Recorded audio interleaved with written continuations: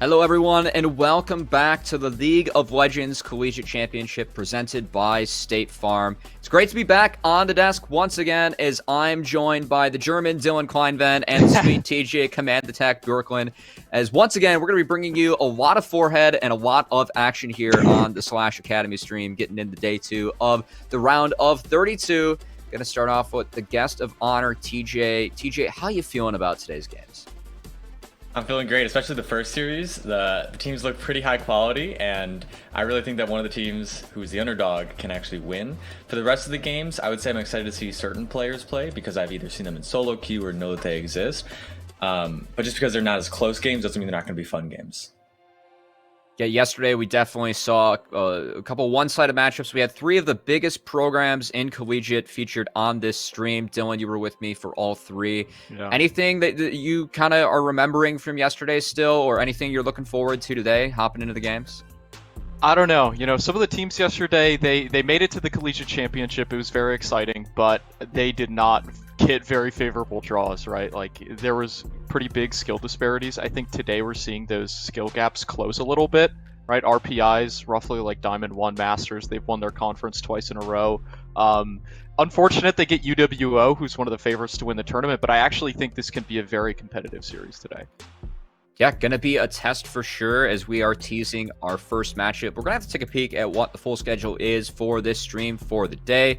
As we said, we've got University of Western Ontario in our first game going up against Rensselaer Polytech Institute, otherwise known as RPI. Really appreciate them shortening that one for us as well here on the desk. And stick around for the rest of the day. It's not the only match, just like yesterday. We got 3 games we're bringing you today, 3 best of 3s as later University of Toronto Esports up against Boise State and Bethany Esports against UC Berkeley.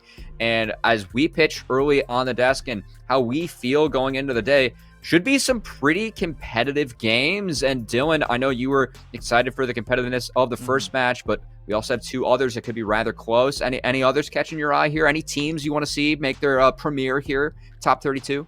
You know, I think the series I'm most excited for is actually the last one of the day. I think we're ending the day on a bit of a banger with Bethany versus Berkeley. Like, both of these teams are very solid. Bethany really, having their rise to fame in this year. Before this year, honestly, not a very known program, but within the last year, they've kind of dominated. They got voted in at the end. And Berkeley's just kind of a staple of the, California League of Legends scene. They've always been towards the top of those, various UC schools. I think that could be a really fun series. I hope that we get some game 3s today compared to yesterday. I'm excited as well, but these aren't the only games that we're going to be covering today. It'll be the 3 games that we have on our stream, but this is not the only stream that is going on, as there's games going across. We're making sure that all the action for the top 32 is being covered and being broadcasted in some form or another. So these are the streams that we have on Slash Academy, but also Slash Upsurge Esports here on Twitch. We have Purdue going up against Juniata in the first game of the day, as well as Illinois State against Farmingdale. First game of the day over on Unified EA. So if there are any games, this is the one time where we get to say, you can touch that browser and go to these 2 other approved streams we have here on Slash Academy. And encourage you to check out the best that Collegiate has to offer in this round of 32. And also, if you go to the other streams, you may notice a lot of Collegiate gear being worn by the on-air talent. I know that we're sporting some good stuff today. We're doing our best not only to celebrate the 32 programs that made it to the top 32, the collegiate championships, but also everyone that has been participating throughout the entire season. So trying to do our best to promote all the programs that are involved in CVOL and celebrate the ones that we have in our tournament today. So feel free to tune in and watch all the gear that our on-air talent has as we try to bring you the best of the action that the teams that are competing, the programs that are in the top 32, as we celebrate them, try and teach you all something new and see some good League of Legends being played here for the collegiate championships. As I think that covers all of the housekeeping that we have on our list, guys. So now we get to dive into today's match. I want to get talking right off the bat about the team. You said they are D1 Master Tier average in solo queue. They're the second oldest program that we have on our list, being founded in 2014 as a club team. That is going to be RPI. And Dylan, I know that you did some extra research on this team. What do you have to tell us? What should we know about this team right off the bat? Yeah, I mean, RPI honestly coming in as one of the strongest teams in the whole bracket, right? In terms of just pure solo queue ranking, they are up there with the likes of like Harrisburg. They're pretty similar, and they've dominated their conference, right? They've won their ECAC conference for the last 2 years. Unfortunately, with COVID last year, similar to other teams, they were not able to participate. This is their first year where they get to really show what they're worth on the big stage, and I think they're probably the strongest underdog we've seen, at least on the Academy stream so far. On other streams, there have been underdogs that have kind of taken over. But the thing that I'm most excited about this team is the fact that they play pretty standard League of Legends, but they also have like a few tricks up their sleeve, right? So their support JJ Kidd, a very prolific Bard player, and I think Bard is one of those champions that can really crack open a game when you're kind of like an underranked team going up against somebody that's higher than you, because his roaming capabilities, things like that, he can really just blow open a game. Koog, if he gets his hands on a Aphelios, I'd be very, very worried of that. We were going over some replays, and this ban is a pretty nasty Aphelios. It's pretty much permanently banned against him. But overall, I just think RPI is a solid roster, and I think they have a solid idea of what they want to play. And coming into this new patch, it's going to be very, very exciting to see kind of, how they adapt to 11.9, what kind of new picks they implement, and if they can really, catch UWO off guard. I think that's where the big challenge is going to be, because as this patch has changed significantly, do you guys think that Winston has a better read on the meta, having his professional experience, more friends to talk to, higher ranked, or is RPI going to come up with something unique, like that isn't as seen but is still very strong? So a champion like Vlad, who got nerfed, people stop playing him as much. So maybe that's a champion that RPI might explore, whereas a champion like Lee Sin is in every single game, so that players like Winston have experience against it. Love that point you're bringing up, Command Attack, and a player like Winston. You mentioned that professional experience with TSM Academy. Also was on the Sola Fide roster that was able to participate in 4 of the Proving Grounds qualifiers. Not in Proving Grounds due to some unfortunate situations there, but hey, a player that we are very high on and has a lot of talent and definitely leads this UWO roster as we start to hit on them. And TJ, going back to you, you talked about Winston. What are some other things about this team that jumps out at the page when you were going over their notes? The player that I'm most excited to see is Skytech. And the reason for that is I know that he does play as Nico support, and I'm always a fan of off-meta unique champions. But in addition to that, I've played in some tryouts with him. I've seen him in some tryouts, and I was surprisingly impressed by what he was able to offer to his teams playing in those games. So for me, Skytech is the player to watch, because we already know Chim is going to perform. We already know that Winston's going to perform. But Skytech is a little bit of a question mark for me, so I'm hoping to see him show up big today. Yeah, I think, kind of going back to Chim, I think he's one of the most stable collegiate top laners that there is. He really he can do it all, right? Like, he can play the Renekton sort of like aggressive lane dominance style. He plays a little bit of range champions, things like Gnar. But he's also more than willing to walk in something like Ornn or, Sion and just like be the rock first team. We've seen him do it all in both collegiate and amateur. And I think his performance in this series is really going to be the thing that decides whether or not UWO is actually going to come out with the win. Yeah, and that is the goal for UWO. And if you haven't been following the collegiate championships in the last few years, well, UWO 2018, 2019, they found themselves in the finals for each of those years in top 8. This is a club team that has been able to push themselves to the limit, been able to send people to that academy stage, not only Winston, but also Gorica, who actually played in the top lane for them. Now an 80 carry that finds himself on TSM Amateur, had a fantastic showing in Proving Grounds as well. As this team, a lot of hype behind them coming into this tournament. Definitely one of the stronger programs we have. Has a tougher first round matchup, but we're still hopeful that we start to see some of the reason why we're pitching them as one of the tournament favorites. I love the fact you brought up Skytech Command Attack, but also Dylan, we talked about the junglers. We talked about Winston. Cyber, also a jungler that they have on their roster too. It feels like this team is stacked head to toe. Yeah, I mean, you literally just read my mind with that point. I was exactly going to say the same thing. I think this is probably the second deepest pool of talent besides Maryville. I think, inarguably, Maryville probably has the most talent on their roster just because they have basically 10 challenger top-level collegiate players. But the fact that UWO is able to pick between, former pro player Winston and top amateur jungler Cyber, like, that's like a... that's like a really like a first world problem sort of thing. Like, ooh, like which amazing jungler are we gonna go with today? And we're seeing them go with Winston, but I could easily see, depending on the matchup, depending on what champions are, prevalent within this top 32 meta, like they could just switch to Cyber. Yeah, like if Kha'Zix for some reason, jumps off the page for as a good pick for them, I could see them going back. So it's going to be interesting to see kind of how they adapt in this first series. Guess going to have to see what kind of adaptations can be made, and also how these teams get started off, as this is their first game. We mentioned the new patch. I love the fact that you brought up Command Attack, the fact that Winston, with his connections to pro players and having that experience, maybe a meta where things heavily shifted in his role benefits the player with more experience. But Dylan, I kind of want to lean on you as the high EVO jungler that we have on our desk, and knowing Winston's play from Proving Grounds as well. What do you think this patch means for Winston and UWO, as these AP carry junglers like Rumble, like Diana, like Morgana have started to really take over the meta in that role? I think Winston's going to benefit a lot from it, because honestly, his performance during Proving Grounds and some of the Chemtank junglers left a little bit to be desired for me. For me, when he was at his strongest is when he's playing like dominant picks. His Lee Sin comes to mind. He's an amazing Lilia player. These are champions that like maybe he's not going to play, but have a pretty similar kind of like play pattern to the Dianas of the jungle, the Rumbles of the jungle, things like that have really risen in popularity. So I think Winston's going to benefit from the jungle changes. Yeah, and I do agree with that, because I think that he excels when he's able to push his body around a little bit and say like, hey, I can kill you. Champions like Udyr, they can't really kill you. They can just be like, hey, I'm really annoying, I'm in your face, my team's going to kill you.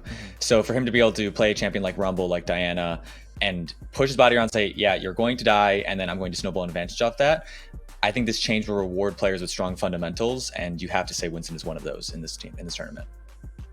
Those fundamentals, something that players, once they hit that academy level, they really work on heavily. And hey, hopefully we see him adapt well. I know that we saw Maryville play yesterday. I went in the Auto Orange's stream after his games, and he said, please do not go back and watch game one, as I know that you're critical of those Rumble ults still. And he was not feeling great about them either. Hopefully we could see some good red carpets from Winston if UWO decides to go that angle. But also, I want to focus back on RPI, because RPI is a team that when we were kind of prepping for this match, and we saw UWO, a team that's been in the finals in 2018, 2019, we're like, all right, like, did they get an easy early first round draw like some of the other big programs? And the answer is no, they did not. RPI, when we were looking at their team, we were like, whoa, these guys can play. We're going to have a match on our hands. And kind of curious, Command Attack, starting with you, the coach of Illinois Wesleyan University, yourself, if you were coaching this team going up against UWO, what's a path or an angle that you might look for as you come in as the slight underdogs, but a game that RPI, looking at their team, they have to feel like they can give UWO a run for their money and have a chance to win?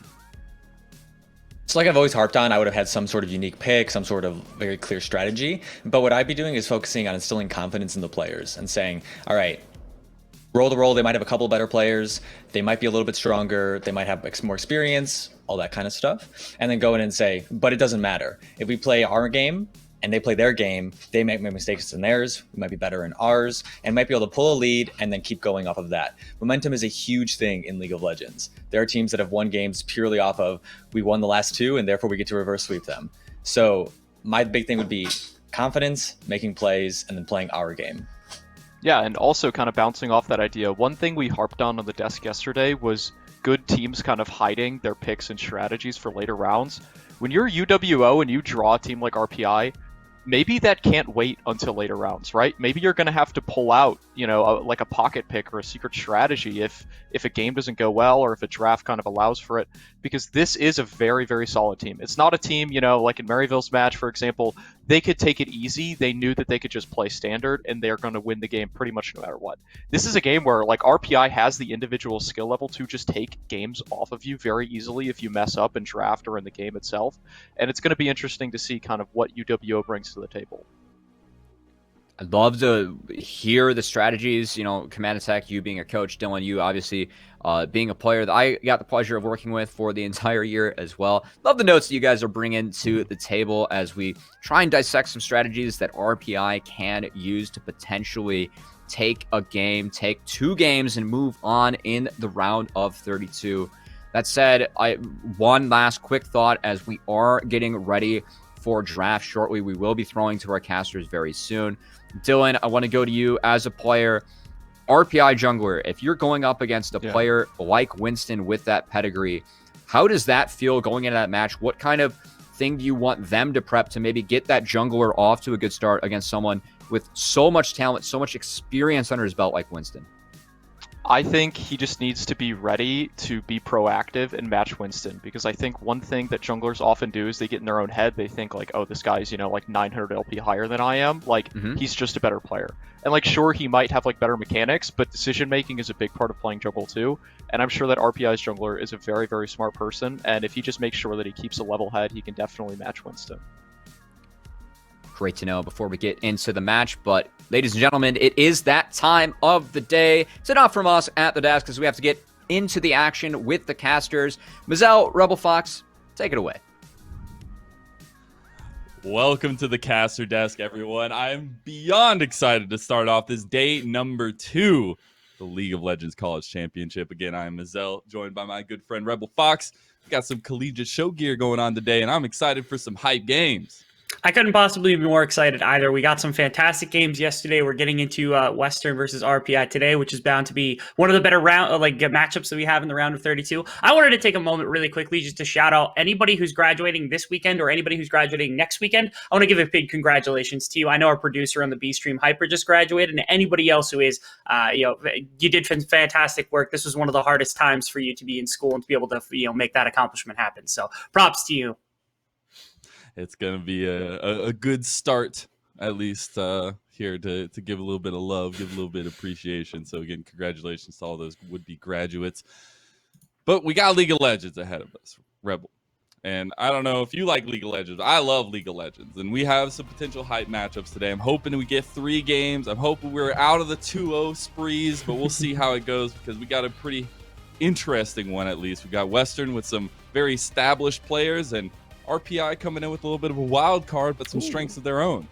Yeah, I also, towards the end of the season, we saw a little bit of roster swapping from the side of RBI where they're running Flash Cannon a bit more, but today it is Washed Up John that's going to be stepping back onto the roster. And there's a bit of a difference in the champion pools, but for the most part, I feel like they follow the same mold. For the most part, from RPI, I feel like we're looking towards Koog on that bottom side, and it's about how do they make plays, how do they defend that area of the map more than anything. And we'll see what Washed Up John can do to try to support that kind of play. Yeah, and we're getting typical ban, at least to start us off. Thresh, the Shadow Isles ban coming out. Tristana as well from RPI, right? And I feel like it's really interesting that she's stayed as like pick ban priority at least most of the time, depending on the metas or depending on where you're playing, right? But the fact that she does have that versatility, you can still play her in that mid lane, you can still do all this kind of stuff is really interesting to me. So RPI do not want to deal with that one. The Bard, though, is banned away. So trying to take away JJ Kidd's most played champion, trying to take away some of that comfort as well. The Rel, another OP ban coming off the red side for RPI.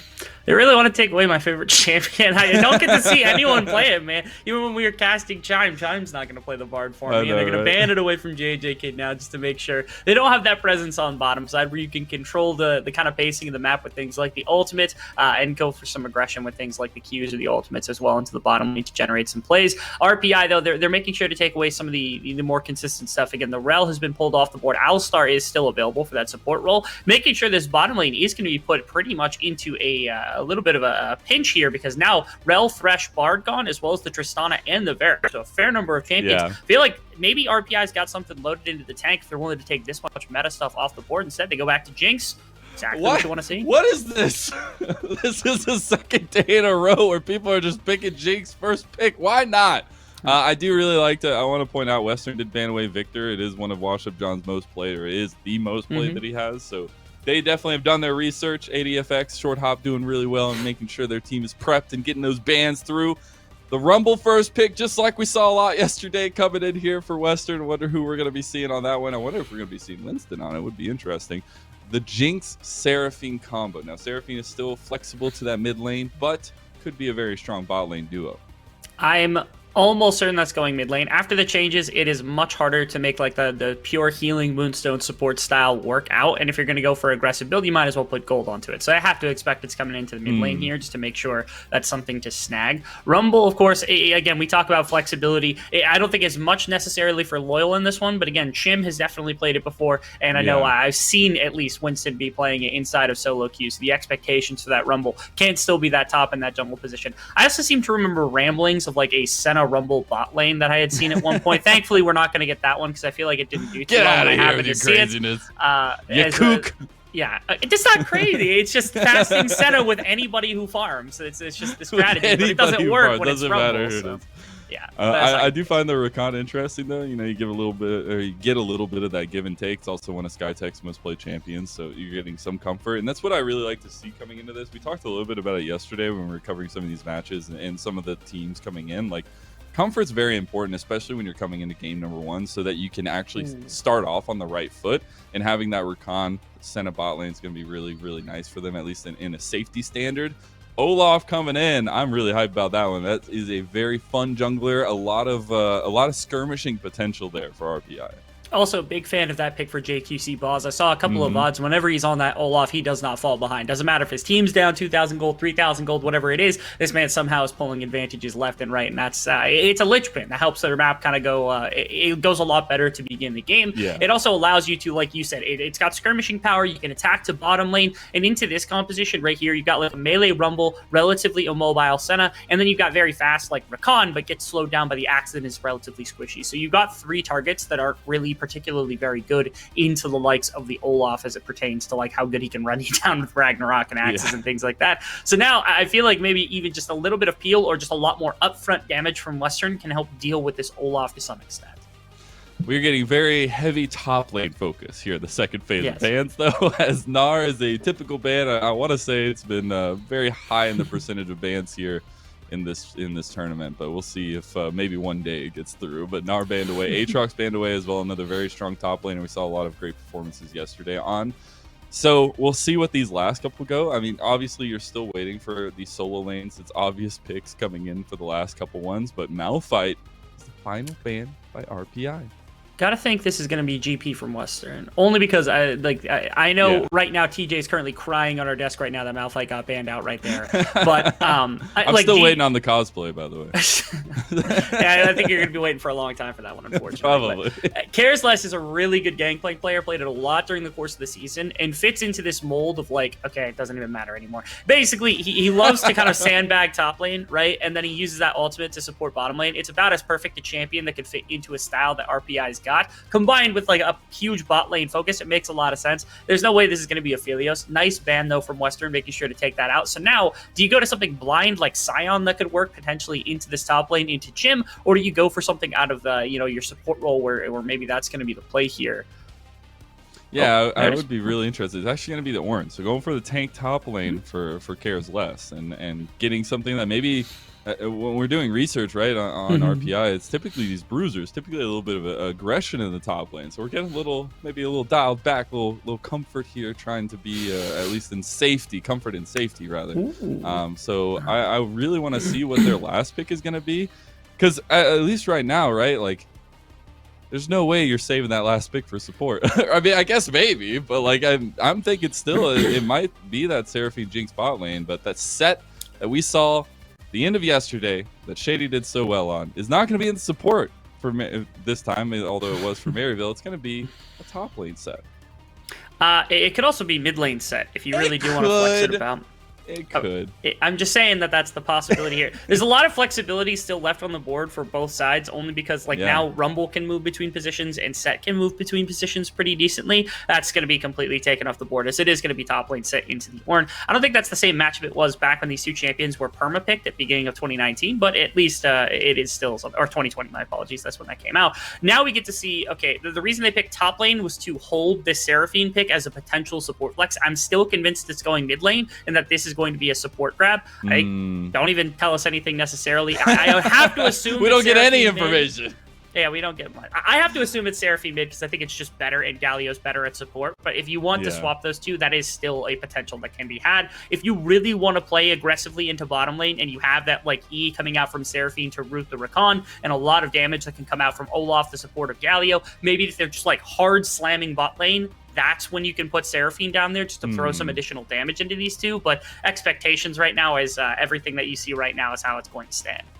Yeah, and you know, you do get that wombo combo, if you will, with the Galio down in bot lane trying to get the Jinx ahead against the center Rakan lane. It's gonna be a little bit difficult. It's gonna be a bit of a tall task, but we'll see what kind of jungle influence we see, or maybe just lane influence we see. I want to circle back though, because we got an Azir picked up for Western, and Loyal's gonna be rocking that one. And I haven't seen him a lot recently, at least. I got to see him a lot towards the end of the LPL, at least in the spring split, but not really one of those mainstays right now, and I find it interesting that we're seeing that as the first game, at least for Western. Azir is one of my favorite champions. The problem is no one knew how to build him for a little while, so allow me to educate some of you fine folks on Azir builds. So if you build Liandry's, you're already off on a bad foot. If you build Liandry's and Demonic Embrace, you're on a really, really bad foot, and you should probably just immediately forfeit the game if anybody else is there. What you should do is, because your soldiers count as spell attacks, it actually resets Ludens, and it also resets Comet pretty decently, which is why you saw Comet for a long time. So the more auto attacks you get off, then the more Ludens procs you're getting off. The DPS increases pretty heavily. So really, really good build path is Ludens into Blighted Crystal, which is the first half of Void Staff, and then into attack speed with like Nashters. And it helps you not only put out really solid burst damage with your Qs and things like that to start the game because of Ludens and penetration, but your consistent DPS is also through the roof. You can go really, really well. And into a lane like Seraphine where, some of her damage has been taken off. She's not scaling super, super heavily into this beginning of the game. There's not all that much kill pressure as long as Olaf kind of keeps his nose out of mid lane. Azir can go for that kind of greedier type build path where you get all this ridiculous DPS, and Loyal has been one of my favorite people to watch during the course of this event, or during the course of getting a chance to see Western. I think he's super underrated, and I've loved him as a mid laner since I've gotten to review his VODs. That's gonna be really interesting to see how this Azir builds, if he sticks to Professor Rebel's syllabus, or if not, we'll see. I do want to highlight though, I feel like, at least, and maybe you can call me wrong, whatever you want, Rebel, but I feel like we're getting a very different take from both of these teams. We're getting very different, at least, focuses for both these teams, because I don't feel like you're going to be going top lane as JQC Boz. I feel like you're definitely going to be focusing down towards this bot lane or towards mid lane, right? And on the opposite side for Western, you kind of just want to leave the Senna to farm up with the Rakan. I mean, Rakan can also roam, but you're trying to get Rakan that farm, right? It's going to be the fasting Senna. So I want to see a little bit more focus towards Loyal, towards Chim on this set, because we've seen Set be so strong. You're talking about Azir being a very strong champion, at least in its own right. And the Rumble itself is also, we saw some pop-off performances yesterday. So I really find it interesting that this first game, we're getting completely different takes from both of them.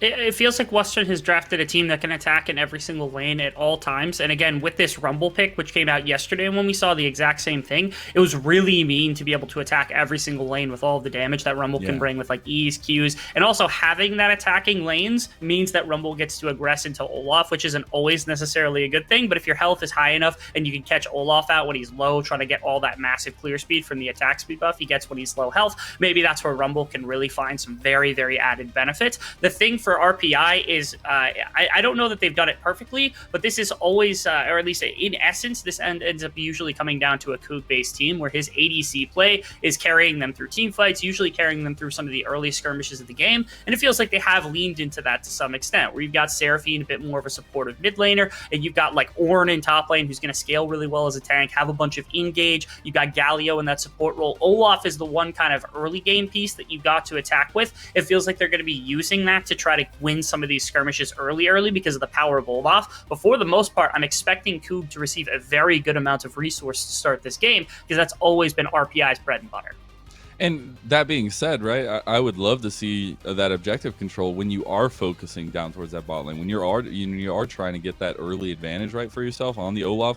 Olaf is really good at taking those dragons. I want to see if they're going to be focusing that early on and see if they can get that pressure rolling a little bit, because I do think that it's going to be like, I want to highlight again, Rumble is sick. A good Rumble can dominate team fights, and you have some serious layering, at least, that you can do with the team fights for both of these teams. But I do feel like that there is a lot more onus on RPI to get going earlier on. I think there are some scaling options for both sides, but the fact is that like you're looking at a fasting Senna, and I don't know if you know this, Rebel, but she shoots laser beams at you in the later parts of the game. They do a lot of damage. Senna's pretty good at scaling. I think Jinx is amazing at scaling into a team fight, especially into a team without a massive front line, which is quite nice. It feels to me like Western, their best options in this game, or at least the clearest path to a win, even if it's not dragon control, it's actually just pure gold advantage, which you get by either dominating lanes, winning skirmishes and things, but Rift Herald takes as well, which is something huge that Rumble's able to do, especially with lane prio from Azir from the top side as well. So those two, you definitely win Rift Heralds. If you're walking into second, third Drake territory and you're, even behind 2-3 Drakes at that point, but you're up 4,000 or 5,000 gold, your team fight looks a lot easier to play, especially when you've got these really high damage compositions like what's been designed right here, which is my expectation for Western. It's very harder. It's a lot harder to execute because your timing is a lot shorter on those windows when you don't have a super standard 5-on-5 composition. They haven't designed that necessarily, but again, if you're at this massive gold advantage, it doesn't really matter how well your composition's designed. It's like a G2 strategy where if every lane is winning and you're up gold, it doesn't matter if you're down 3 dragons because you just win everything across the map. A lot of our amateur teams ran similar things. It was a strategy that was employed pretty well by like Zeus did it pretty commonly as well. No Org did it pretty commonly as well. And a lot of these other collegiate teams have picked up a similar strategy. That's my expectation for Western here, which makes sense because you think about who their jungler is in Winston and the kind of abilities of like ADFX. You had like Gorica leave this organization and ended up going into Academy as well. You have so many different pieces from these people that had this kind of Academy experience to have this higher level of execution to lean on. Well, and I want to talk about that a little bit, right? I mean, you do have these at least a couple known names on the side of Western, and I hate to do it to them, but you got to put some pressure on them, right? You got to see some great performances coming in here for this best of 3, and especially to start us off with game number 1. We've seen some dominant game 1 performances throughout this tournament already yesterday, and wanting to see a little bit of that today. I still would like to go to 3 games, please, Western, but I want to at least get a little bit of a fight going, at least for Western, because I do think they have such strong players. They have a pretty strong team composition, but RPI, as Dylan was saying on the desk, as we talked about a lot, like they have strong pieces themselves, and we were saying that like if they had the right matchup, this is a run that they could complete, and they could at least make it a little bit further. But this is where you have to start, right? And you are going up against Western. You are going up against this team that does have some very strong strengths to them. So we'll see what they can pull off in game number 1. I do believe we're going to be getting into it now. Summoner's Rift, game number 1. University of Western Ontario versus Rensselaer Polytechnic Institute. And for the side of RPI, I have to give a bunch of props for their dominance within the region and just how talented it seems like this team is.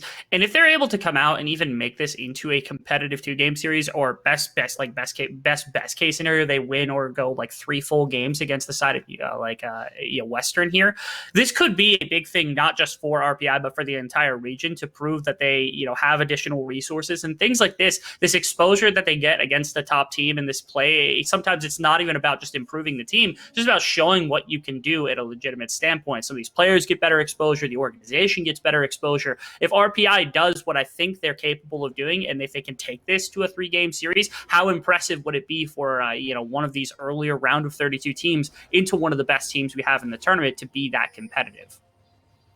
Yeah, exactly. We're sticking with typicalness, at least typicalness, is that a word? I'm making it a word. Typicality. We're getting opposite. No, that's definitely a fake typicalness. We're going with the opposite side starts. Olaf obviously being a Chad, just going to do his own jungle, no leash today.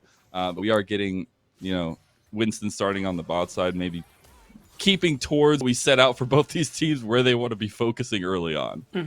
Can I also make mention really quickly that SkyTech is perhaps even more Chad than Olaf, because this is an electrocute Rakan coming out here, which is, I haven't seen it before. This is some tech that I haven't seen. I know SkyTech, we talked about like the Nico support and some of the other tech that he pulls out of nowhere, and how frustrated that Dylan was before the desk started, being angry at who SkyTech was and what he was doing inside of solo queue, which I won't bring up the exact verbiage, but in essence, this guy's got some fun things planned at the support role. And this is obviously one of them, where he like the electrocute on Rakan can put out a ridiculous amount of burst damage when he gets on top of people. I think it's hard, at least, to try to put pressure into this Galio lane to start things off. But if you're able to get on top of Jinx, all of a sudden Jinx becomes a pretty solid target here for the combination of the burst damage from Rakan and Senna during this laning phase.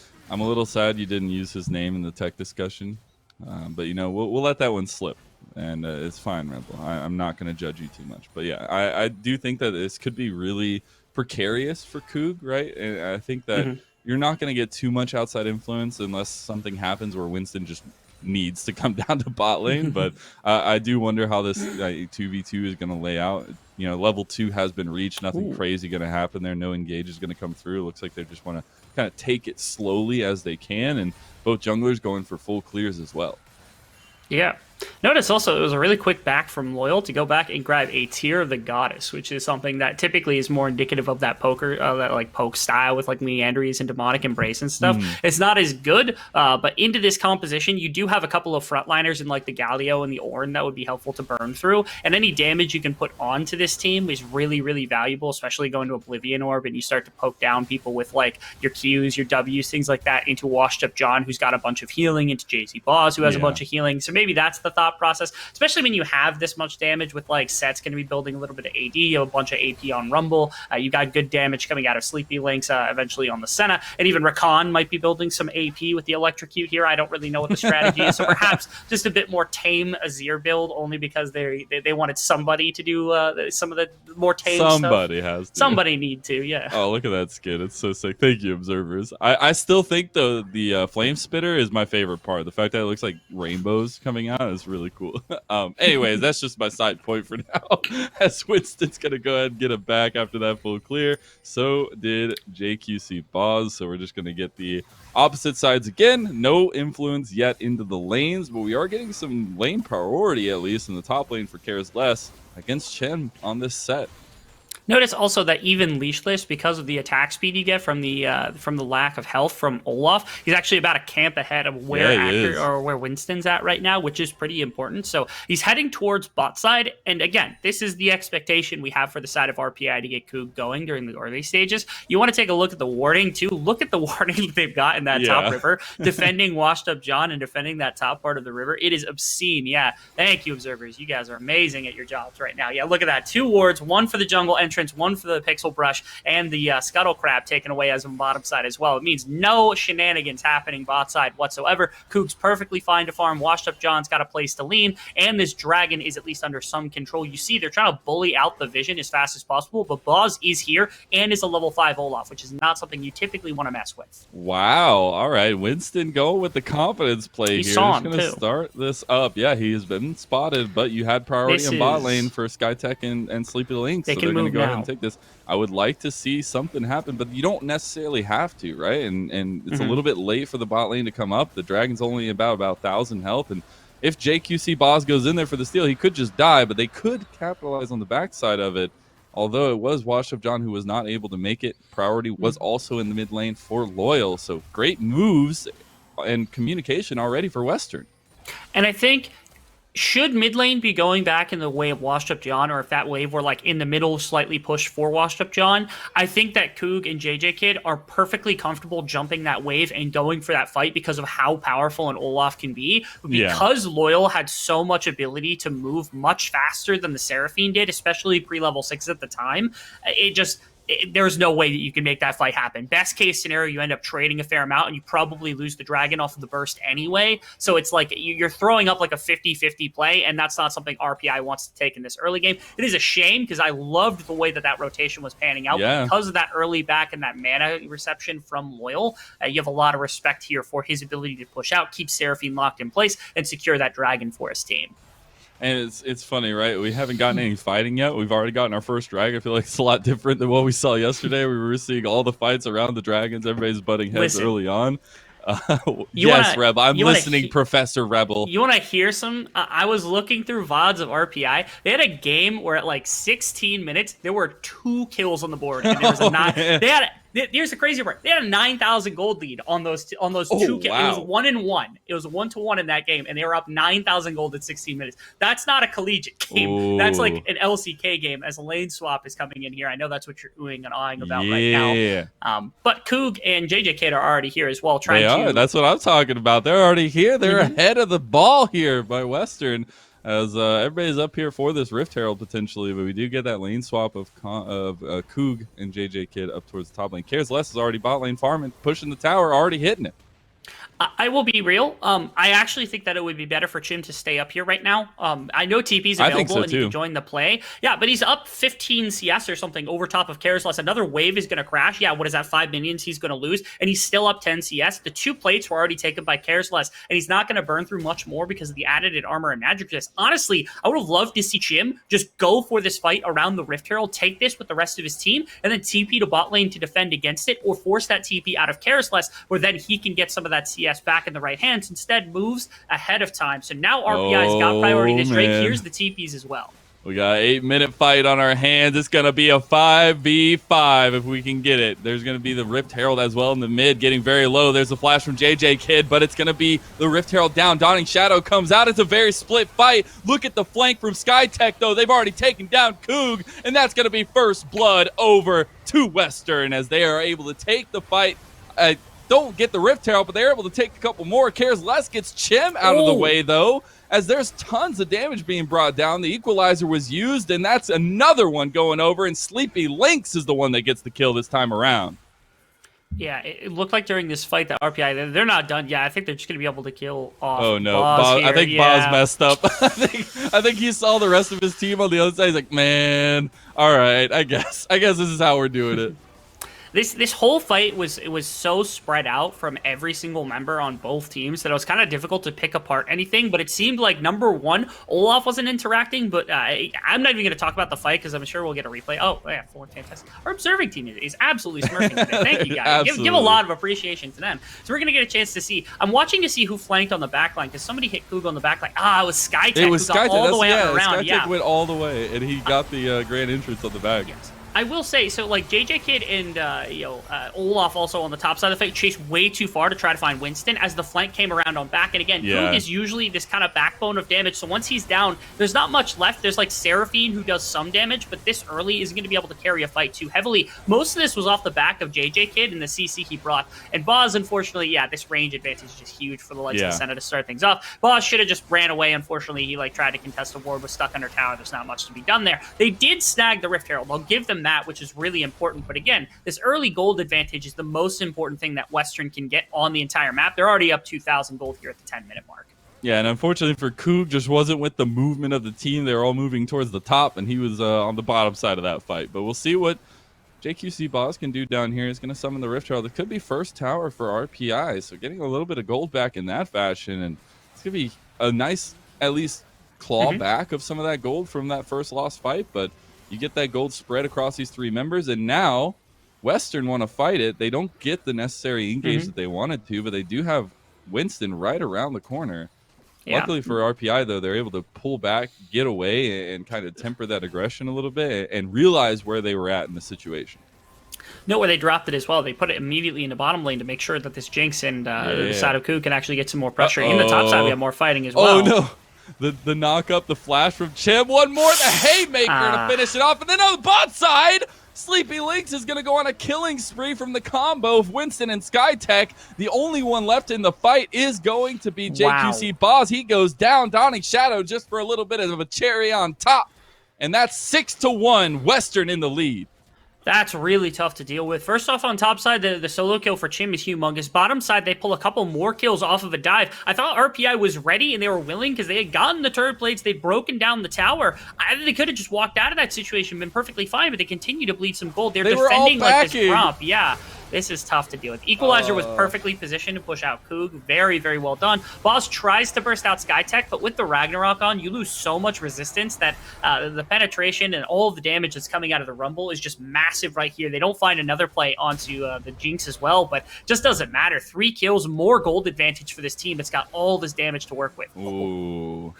That was really close. Not going to be it, though. We don't get the magical Jinx rocket steal this time around. And a second objective picked up for Western. Second dragon of the game for themselves. We do still have the lane swap going on right now, Rebel, where we do have Koog and JJ Kid up towards that top lane, trying to get that tower down as quickly as possible. Yeah, do you know a champion that loves to just move around, take tower plates as often as possible? You know, like what ADC typically does this? What ADC typically does? Yeah, Caitlyn. Hey, you know what Koog plays more than any other ADC? It doesn't matter, does it, Rebel? Doesn't matter. Because they just got 4-man in the top lane. Yep. It's a double kill for Western. Yeah. They just pulled the trigger, got the TP in from behind, and killed a couple members. That lane swap didn't work out for RPI.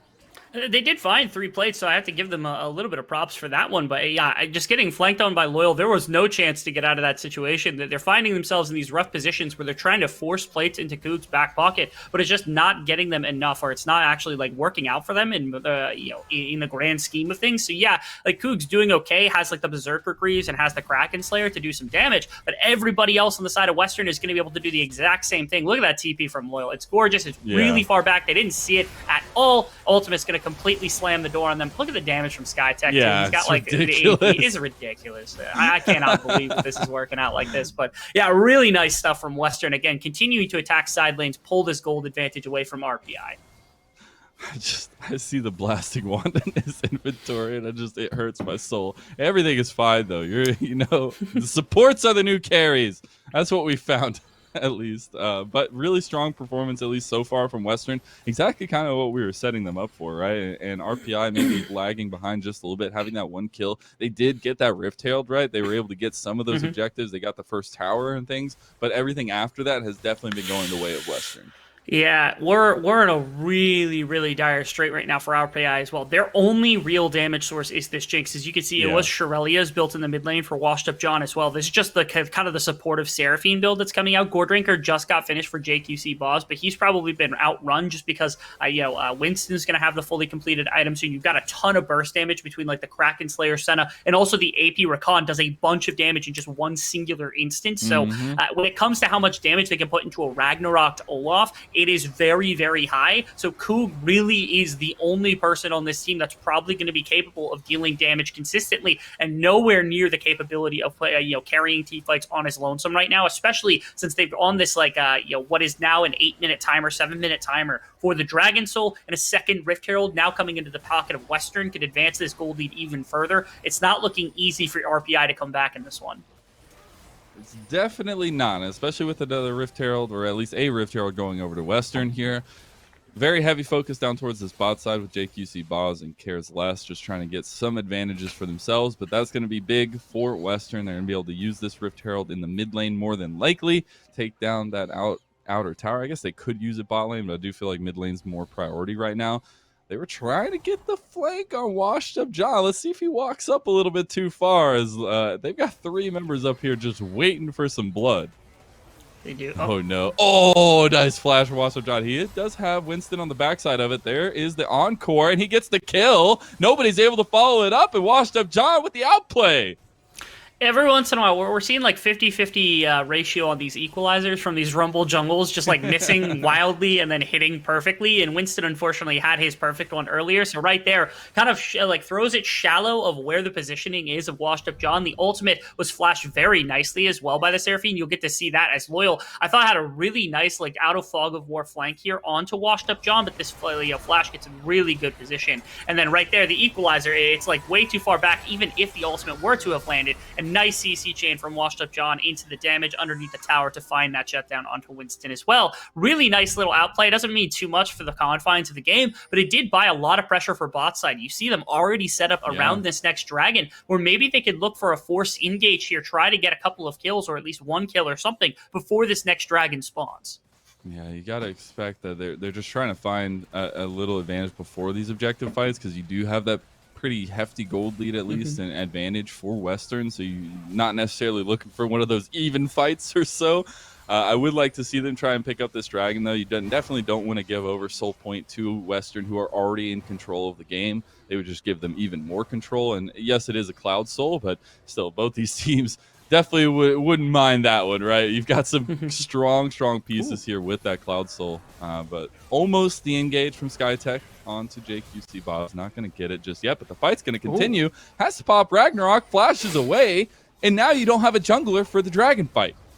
Yeah, it's just going to be a take from Western. This is really, really indicative of what they're capable of doing, and it's nice because Western, they lost all their vision control. RPI did all the right things, and still Western just muscles them out off of mid priority. They walk into River with 5 members, and what do you do in that situation? You can try to put up some kind of fight to try to keep your footing in that River, and now even in the mid lane, that's oh man, that AP on SkyTech, too strong.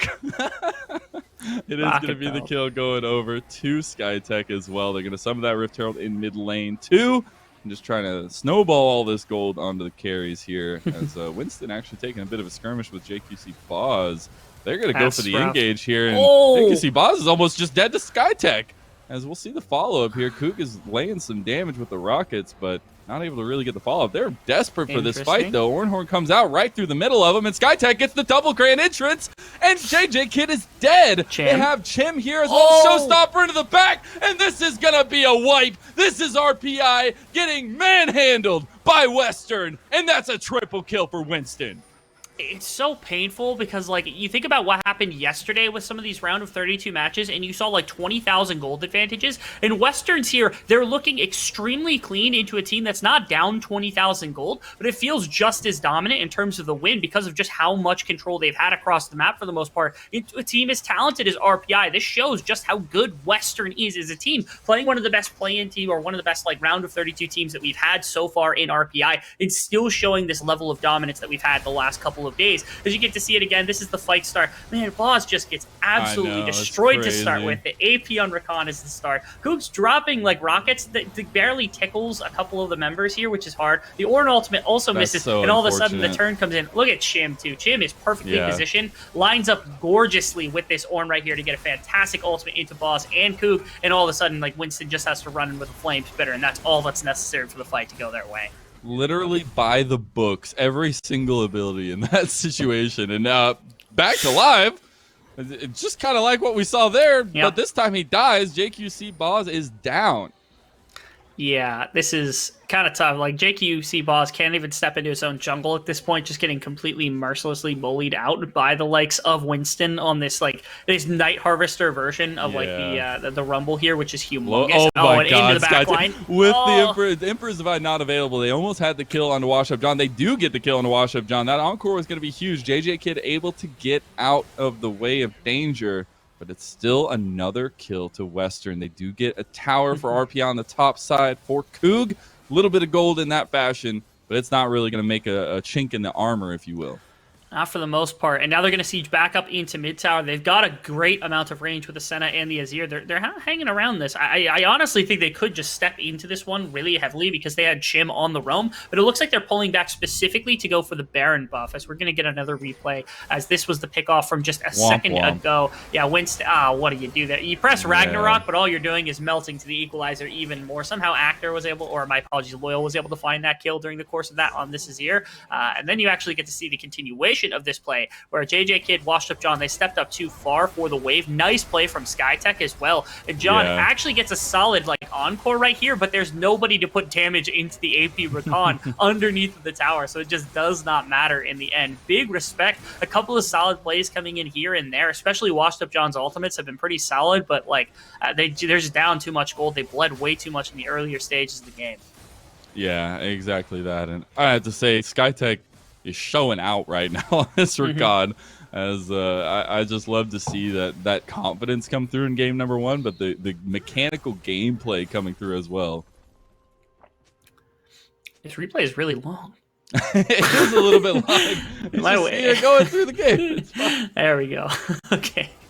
I wasn't sure if there was something else. I thought maybe there was something on the back end that like there's something we missed. I thought there was something at the end of the replay that like it got missed because we started the replay just slightly too soon. But Doesn't matter. Oh my god. My god. All right. Okay. Sleepy Lynx has arrived. He's doing tons of damage. Okay. The Ornhorn goes through, gets only Wow. one on Winston, but they have the Emperor's Divide on the back and the Equalizer on top of everyone. It doesn't matter, though. RPI is going to get wiped by SkyTech and co. Chim waiting over the side, but SkyTech is here with a double kill because he is the real carry of Western. I gotta say, that was a surprisingly incredible fight from the side of RPI, being able to pull 3 members, but it seems like it just does not matter because that was a 4v5 that they ended up winning at the very end of it. Plenty of gold to spend in the pockets. At least a little bit of fight coming out from the side of RBI. Now SkyTech, he's getting bullied out. He says, "You're not a solo laner. AP is not allowed on Rakan." Here's Chim to defend his support, though.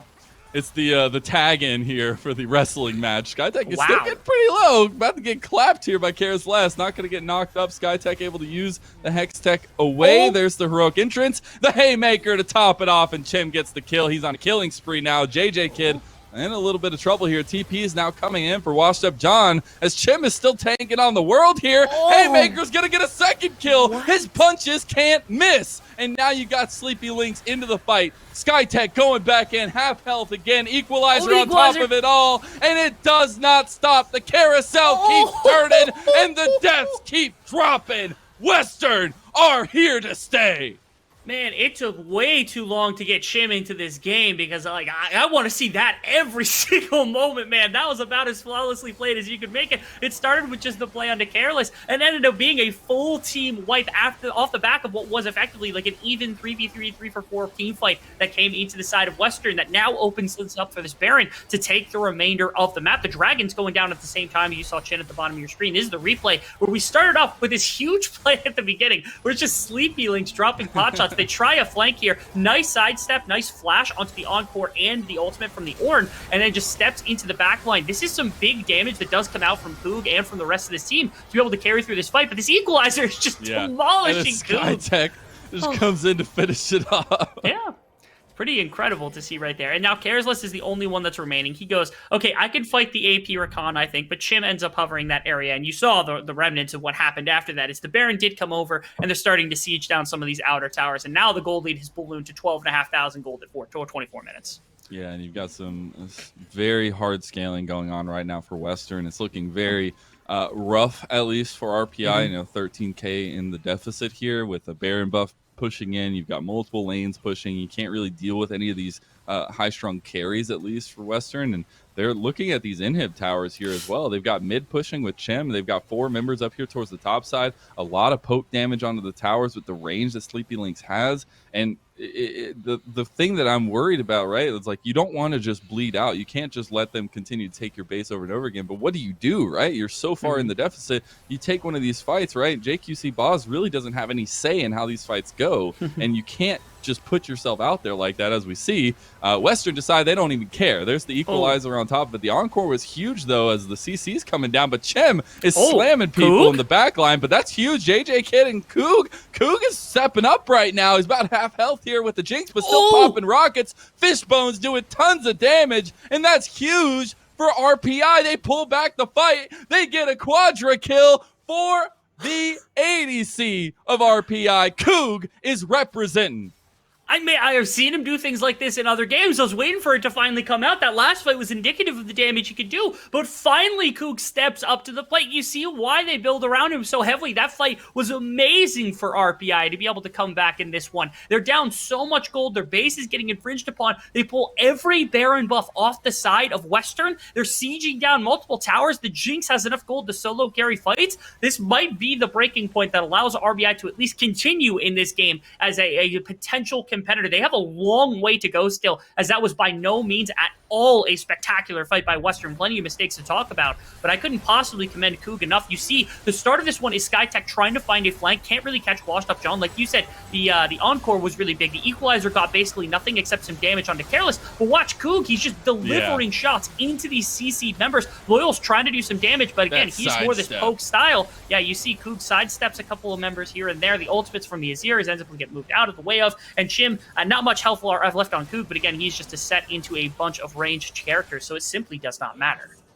What a fight. What a comeback fight for RPI, showing up when they need it to. And yes, it was a bit of an overextension from Western, but you take those. You take that gold on the Jinx. You have a decent lead now, at least on the Jinx itself. You have that 3-item spike as well. But you have one member that's really strong. So you've really got to be careful playing around. I don't think Western are going to make that same mistake. Chim kind of bought some time, was standing right next to Koog there, but didn't really go for it, was looking for the face breaker. Want to see if that changes next time around, but still very promising performance coming out from Koog in this first game. Like I said, in order for that fight to have gone as perfectly as it did, it required like SkyTech to not really hit too much with his ultimate, Winston to not hit too much with his ultimate, Loyal to not hit Koog with his ultimate, and then Sleepy Links to never be allowed access to auto attack Koog. And with all of that, it still was like not perfect, for the side of RPI. It was the perfect storm that allowed Koog to step back in. Now on to 3 completed items with an Infinity Edge, so maybe that damage can start to come through. Now I feel like Western is just going to break this into pieces, not take this 5-on-5, not go for these aggressive dives. They had their fun. Now they just got to slowly poke away at this pace, siege down some of these inhibitors, play the map rotations, yada, yada, yada. They might have to wait for Elder Drake here in about 2 minutes, but they will end up probably closing this game anyway, unless you find a lot more fights like what you just found. Loyal, okay, there's the Ragnarok through. Encore comes out. They've used a lot of ultimates, but Loyal almost goes down. Does not, though. Gonna go down, no doubt, to Cares Less, but so does JQC Boss. Koog is now unstoppable, and you're still getting gold onto this Jinx exactly where you want it to go. Ultimate's also used for that. SkyTech did not use the ultimate, which is one big one. The other massive one is, of course, the showstopper out of the set to be able to put pressure into Koog if somebody tries to stand in front of him. God. Look at that damage. Oh, my goodness. The shielding coming up saved the day for Washed Up John. But yeah, Sleepy Links is getting mighty scary here. And you got to be a little worried about the range differential, the damage coming in from Sleepy Links as he's going to be picking up the slack here in later games. But Cares Less goes forward. Cares Less just dies, unable to get away from that aggression. And you got Chim pushing into the Nexus towers, forcing the rest of RPI back to the base. That it is. Unfortunately, because Chim is split pushing right there, you can't potentially give up your bottom Nexus tower because this game is not over at all. They got to try to find some engagement that's going to work. They tried to bait something out. They was fishing from Caresless right there, but unfortunately, everyone was able to scatter just faster. Koog took so much damage from that Equalizer proc. They're going to muscle down this last inhibitor as well. I'm curious, again, they have 30 seconds till Elder Drake. They could just walk to it, take that, and immediately win any fight in the base. It feels like that is the far safer play here. It does open up one last 5-on-5 potential here for the side of RPI if they can get things settled. They do have TP on Caresless, and they're just walking to it. This is their last stand right now. This is the Alamo for the side of RPI because they really desperately want to try something. They're pulling mid lane priority here for Western, but you can't be pulled apart like this. You have to call a bluff at some point, and I'm curious whether or not Western's even able to play that game because they could just walk in and try to take these towers away as well. Yeah, I think it's going to be a little bit of a last-ditch effort here. They still do have all the waves pushing into the base here. You've got to be really careful. They go ahead and start up the Elder Dragon here, but Chem is on the flank, ready to go with the showstopper right into 5 members. Look at the wombo combo! My God, that was no Alamo. That was destruction. That was obliteration, and Western will take game number 1.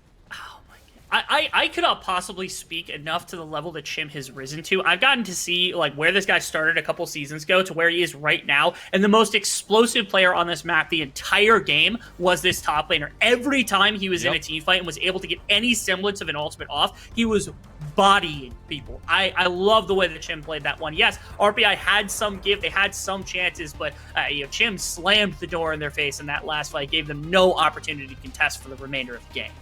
I mean, my God, like those showstoppers were huge, but that last one on 5 members with the combo on, oh my God, it's gorgeous. The equalizer, everything, like it's just the script worked out perfectly for them. They got the exact engage they wanted. They forced RPI to start up that Elder Dragon, and there comes Chip on the backside. So great chances, at least for RPI, to have a little bit of something to pull from that game, but Western all the way in game number 1, and I have to say, it's looking really good for the Western boys as they have some great performances across the board. It wasn't just one member. Yes, you can talk about Chim.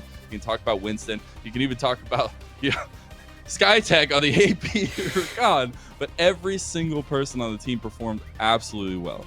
I agree. To the level that we expect them to, I will just say I was really happy with RPI's performance. I think they did pigeonhole themselves into kind of a solo carry composition where Koob was the only one who was able to actually accomplish anything. All I want to see is more people that can strike across the map. If you could pull more attention away from Koog in that bottom lane and still give the resources there without needing to like defend every single person on the map, maybe get your jungler into a slightly better position, this is a contestable series from the side of RPI. They could win this game or even win the series based on what I saw right there. They had a little bit of problem here and there. There's things that you can obviously fix. There's plenty of issues to be mistaken, but they're absolutely within the ballpark. They're certainly the most competitive series that we've casted so far at the event. Yeah, absolutely. And I would like to give a heartfelt shout out there to JQC Boz. Not the greatest performance on the Olaf for the first game. I want to see what they can pull out for him and in the next game. Maybe the Olaf comes back, maybe they run it back, but I want to see something happen where you get a little bit more support for him, because I did feel like Winston was bullying him just a little bit. We don't allow bullying here, all right? But to break down that game, we're going to send it over to Analyst Desk, talk a little bit about what we saw, and get us ready for game number 2. Thank you so much, Mazel and Rebel Fox, for guiding us through that game 1. A closely contested game 1 at times. I know Rebel Fox was definitely pitching that he feels like RPI can make a run in this series. We somewhat feel the same way, but we do have to cover the fact that UWO win that game 1. They dropped a couple kills. They didn't need to here and there, but still, that team fight at the end showing the potential this team, this Wombo combo they drafted has. As want to dive into the draft right off the bat. Dylan, I know that you had some notes about the draft for both teams. What were your thoughts with the champions they ended up taking to the Rift in this game 1? Yeah, so I'm going to start with RPI just because I think it's more important to talk about the downsides of their draft. It felt like they didn't really have a great team comp identity as a whole, because it's like their team wanted to do two different things. They have the Ornn, the Seraphine, and the Jinx, which are like late game scaling, team fighty. And then they throw in an Olaf in there, and there are people that are going to say, like, you know, it's like kind of bridge them to the mid and late game. But Olaf can't really function if he doesn't have like consistent mid priority, if he doesn't have champions that can skirmish with him, if he doesn't have things to like enable his early game. And we saw the Olaf just fall so far behind after a number of skirmishes that they had. I would have maybe liked to see something like Morgana jungle here. It went through the pick and ban phase completely. It's very good into Rumble. It is very good into, you know, Azir, into Set. You can put it on top of one of your carries like Jinx. Just something that isn't this Olaf, because it felt like it didn't really fit with the rest of their team composition. And over on the side of UWO, I do think, you know, the flexibility that they showed was really interesting. The AP Rakan with the Senna, Rakan farming the lane. That was so much fun to watch, and I think that's what makes Skytech so unique as a player. TJ was bringing this up earlier, but I mean, this is the guy that just terrorizes solo queue with like Nico support, Moby Boots, and he just takes over the ladder. So it's so fun to see him actually pull out these picks in their first series. Right, and he does actually play that AP Rakan mid, so that's no stranger to him.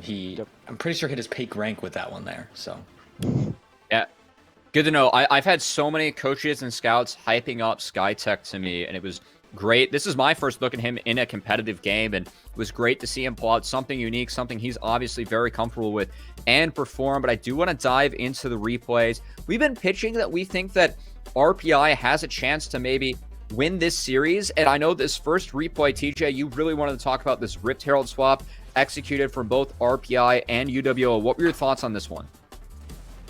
So for me, it looks like, you know, a swap that's kind of like forced because, hey, you're supposed to Rift Herald swap in the game, but it doesn't really make sense team compositionally. So here, RPI has 4 really late game-ish champions, and they really can't contest a Rakan, Rumble, Set in River at level 6. So this just shows a lack of understanding of it's okay to give the Herald, it's okay to scale here, because they just get wiped in this fight. Skytech is correctly going on the flank, finding the one carry, and once the Jinx falls, it's kind of over in terms of the damage composition from RPI. Yeah, and kind of bouncing off a point you made earlier, it felt like maybe they had a window to do the Herald because the Ornn had just taken 2 plates in the bottom lane. Chim was still walking down towards the bottom lane. You could probably just walk Ornn up through the river, have him show his face in mid, maybe just burn a TP and back off. Like, there are ways that RPI could have played that is a little bit less, like, committed to the Herald play, and, you know, maybe it could have played out different. Sure, maybe they don't get the Herald, but you know, at the end of the day, it felt like they were just kind of overforcing that river fight, and they didn't really understand how their team composition wanted to play it out.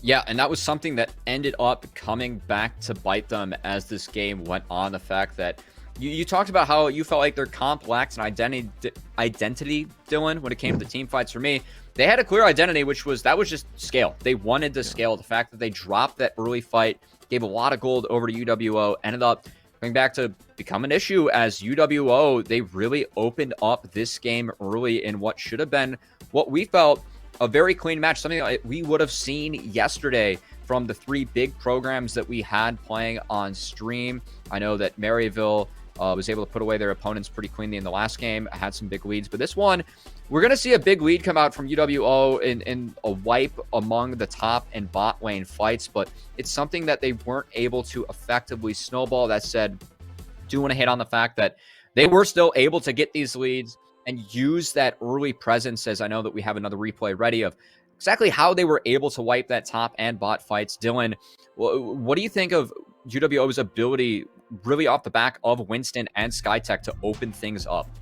Yeah, it felt like, you know, who knows, honestly, how much this team has been able to practice. I know their players have sort of been playing on different teams over the last few months. You know, with players subbing in and out, we talked about the Cyber and the Winston dynamic in the jungle. It felt like they were, you know, a little bit sloppy, but as you kind of, you know, said while we were watching the game together, Cubby, it was just honestly like a hand stiff, you know, like these players, they were just playing the fights out super well. It wasn't clean, but it was clean enough to make it so that, like, because they are like better individual players, they were just playing out these skirmishes well. We saw UWO just kind of taking advantage of the fact that, you know, they were comfortable on their champions, they knew what they were doing, and they just, you know, knew the skirmishes to take. Yeah, definitely something that we saw out of UWO. They took a little bit more early game centric team composition. They got that early lead from the Herald play. They were able to snowball that into some towers, into some control. But as we go throughout the game, UWO, they had a great fight in the topside jungle where they were able to get a lead off of that. But when they got the Baron off that fight, TJ, we saw some of the highlights, some of the things that Dylan was teasing in the pregame desk about Coog. You talked about his Aphelios, but that Jinx in the fight, the quadra kill that really brought RPI back into the game. We were wrapping up the desk saying, like, hey, production, that's probably all the replays that we're going to need. That was not the case after this quadra kill from Coog on Jinx. You were talking about some of the struggles that we saw from UWO when it comes to closing it out. As we run this replay and watch Coog play this fight beautifully, walk me through some of the issues that UW had in closing this out and how RPI played this one really well, TJ. Right, so I think that probably stemmed from a Winston call. He does make a little bit of overaggression, kind of as we hinted earlier. But at the end of the day, they weren't able to kill that Jinx. And if she's allowed to exist with essentially 4 support champions, she's going to clean a team. That champion is so ridiculously strong when she gets her resets off. And she did have some very good microplay in the fight as well. So it did show a couple of the kinks in the armor throughout the game, but especially on that last fight. And if I was coaching RPI, that's what I would really highlight. Like, look, they made their mistakes. We can punish them if they make these mistakes. So going in, they have to find opportunities to punish the overaggression, like this flash recon, the failed equalizer, etc., and then seeing if they can snowball that in the next game. Yeah, I mean, the thing that you have to look forward to if you're RPI, they're winning this fight down like 10,000 gold at this point, right? If this is an even game, imagine what kind of damage the Jinx Seraphine could do. So I don't think like their composition was a problem. I don't think their late game team fighting and decision making was a problem. They just need to shore up some of the differences that got them 10,000 gold behind, right? You know, the early game decision making, the rotations, the team fight calls, maybe some laning errors. If they can kind of, you know, patch up those things in between these games, they have a real chance. Because if this gets to a mid game where they're down like 1,000 or 2,000 gold, they can easily win these fights. Yeah, I know from talking with some of the other coaches that have been doing a lot of scouting in the collegiate space, they, you know, when they saw that game 1 draft from RPI, they're like, oh yeah, they took that game. This is what we expect out of the team. Expect them to be playing towards their strengths, as we want to see these collegiate teams. They've earned their way here. They've gotten themselves here for a reason. And for RPI, it's really that late game team fighting. It looks like off the back of Coog as well. That said, while they had some availability or some moments where they were kind of pushing themselves back into the game, we have to show this game-winning fight once again, because this wombo combo, this is the Reddit clip that UWO found with this combo. And I mean, this fight that they had to close things out at the Elder Dragon, absolutely disgusting. So please walk me through what's going on in this one. Yeah, I mean, this is exactly like you said. This is the kind of thing you see in like a highlight montage. And it's UWO knowing exactly what to do with their team composition, right? They just layer the set flank on top of the Rumble ultimate, on top of Rakan's AoE. That's just like, that's actually something that you see in like a Synapse video. Like, that's just, it's insane. It really is insane that they're pulling this off on like the national collegiate stage in the collegiate championship.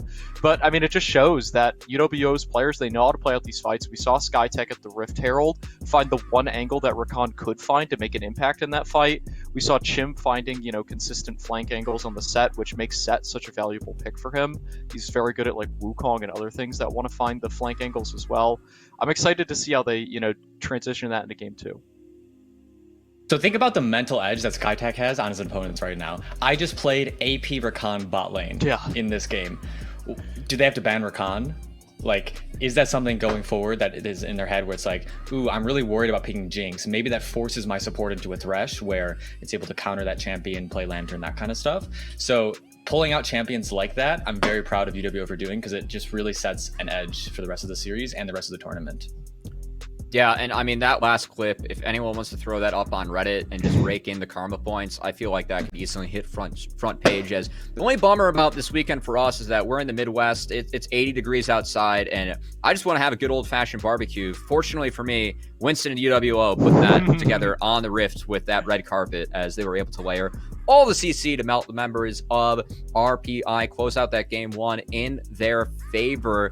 But guys, I know that we've been having some fun with Collegiate Day on the desk. We've also been having some fun posting up those pictures on Twitter. Definitely want to highlight one of the images that we have that we thought was a little bit extra special before we hop into the game 2, if production could get that up on our screen for the rest of you. As TJ, you not only have you been navigating the desk, but you've also been navigating taking care of these two good boys. So please fill us in on what you got for us. All right, so I have the Husky and I have the Shepherd. The Shepherd is a puppy, and he does his zoomies in the room, so I'm constantly muting my mic, unmuting my mic, trying to make sure that it's not like bleeding through the audio, and it's super funny. The other day he was playing with my shoe. He tore my shoe while I was standing here casting, or on the analyst desk. So it's been a fun experience navigating both the dogs and then the desk. Oh man, love to see that, love to hear that, and always love seeing the two good boys on the breaks, as you get to take good care of them. But speaking of two good boys, we're gonna have to throw it over to Mazel and Rebel Fox, as we have two teams going up against each other for game 2. Let's see if RPI can bring it back. Mazel, Rebel, take it away.